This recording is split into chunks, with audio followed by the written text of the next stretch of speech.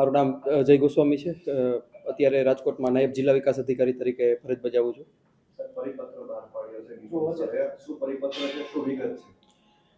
ગઈકાલે ડીડીઓ સાહેબની સહીથી એક પરિપત્ર થયેલો છે, જે અંતર્ગત ગ્રામ્ય કક્ષાએ અમુક અરજદારોને પ્રતિનિધિ મહિલાને બદલે એમના વતી બીજા કોઈ અન્ય વ્યક્તિઓ સાંભળતા હોવાની ફરિયાદ છે અમને મળેલી હતી. અને આવી ફરિયાદો ઘણી વખત આવતી હોય છે કે ભાઈ અરજદારોને સાંભળવામાં જે વ્યક્તિ છે એમને બદલે બીજા કોઈ વ્યક્તિ સાંભળે છે.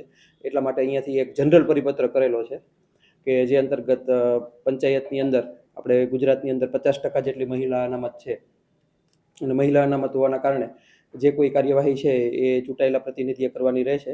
આ સંદર્ભે એક પરિપત્ર થયેલો છે. સ્પષ્ટપણે લખ્યું છે મહિલાઓના પછી દખલગીરી ન કરે, જો કરશે તો તલાટી મંત્રી પણ કાર્યવાહી. પરિપત્રની અંદર જે જોગવાઈઓ છે પંચાયત ધારાની, એમની મિટિંગોની, એમને લગતી જે અન્ય કાર્યવાહીઓ છે એમની, એના સંદર્ભે એક સૂચના આપેલી છે. અને આવી સૂચનાઓ છે ગુજરાતની અંદર ઉપરથી અને આપણે જે વારંવારના પરિપત્રો થતા હોય છે એમાંથી પણ આપવામાં આવેલી છે. અન્ય જિલ્લાઓમાં બનાસકાંઠાની અંદર પણ આવા પ્રકારનો પરિપત્ર એક છે થયેલો છે, ને મારા ધ્યાનમાં છે. સાહેબ, કઈ રીતે અમલવારી આની આવે, કાર્યવાહી શું કરવાની? કાર્યવાહી એ જ છે કે જે વ્યક્તિ ચૂંટાયેલ છે, બરાબર, આપણે 50% જેવી મહિલા અનામત ગુજરાતની અંદર જે આપવામાં આવેલી છે, ભારતની અંદર વન ઓફ ધી હાઈએસ્ટ છે. અને આ જે મહિલા અનામત છે એ એકચ્યુઅલી એમની સાચી ભાવનામાં મહિલાઓ દ્વારા જ ગ્રામ પંચાયત કક્ષાએથી જે કાર્યવાહી થાય, બરાબર, એ વ્યક્તિ પોતે જ એમની અંદર કાર્યવાહી કરે, અરજદારોને સાંભળે, એમના જે કોઈ ઇસ્યુઝ છે એ સોલ્વ કરે. આ પરિપત્રની મૂળ ભાવના છે.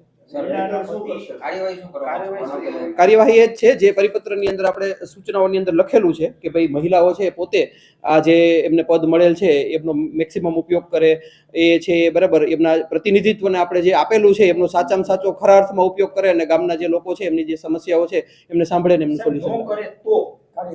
આપણે આમની અંદર પરિપત્રમાં સૂચના આપેલી છે કે જો ભાઈ કોઈ વૈધાનિક ડ્યુટીની અંદર, બરાબર, વૈધાનિક પ્રક્રિયાની અંદર કોઈ પણ વ્યક્તિ છે એ આવી રીતે ભાગ લે, અથવા તો એવી કોઈ વૈધાનિક પ્રક્રિયાની અંદર, બરાબર, એમનું ઇન્વોલ્વમેન્ટ હોય તો એમની સાથે આપણે કાયદેસરની કાર્યવાહી કરવા માટેની સૂચના પરિપત્રમાં જ આપેલી છે.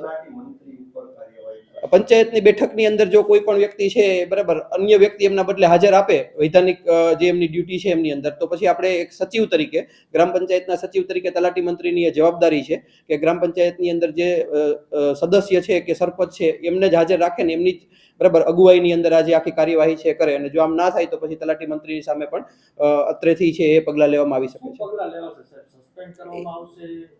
નહીં, એ પગલાં તો જે અમે અહીંયાથી રિપોર્ટ મંગાવીએ અને એમની અંદર જે આખો અહેવાલ હોય ને અહેવાલના આધારે જે કોઈ, બરાબર, કાર્યવાહી થતી હોય છે એ અમારા જે વખતના સિવિલ સર્વિસના અને અન્ય જે ધારાધોરણો છે એ અંતર્ગત અમે કાર્યવાહી કરીશું.